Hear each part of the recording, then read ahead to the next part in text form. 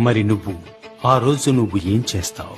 తన మహిమతో మనుష్య కుమారుడును ఆయనతో కూడా సమస్త దూతలను వచ్చినప్పుడు తన మహిమగల సింహాసనంపై కూర్చుని ఉండును.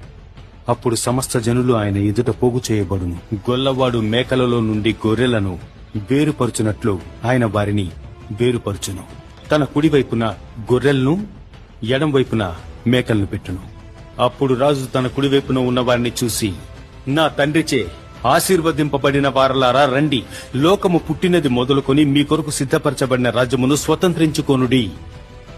నేను ఆకలిగొంటిని, మీరు భోజనం పెట్టితిరి.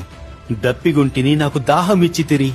పరదేశినయ్యుంటిని, నన్ను చేర్చుకొనిది. దిగంబరినైతిని, నాకు బట్టలిచ్చితిరి. రోగినై ఉంటిని, నన్ను చూడవచ్చితిరి. చెరసాలలో ఉంటిని, నా యొద్దకు వచ్చితిరి. అందుకు నీతిమంతులు బదులిస్తారు, దేవా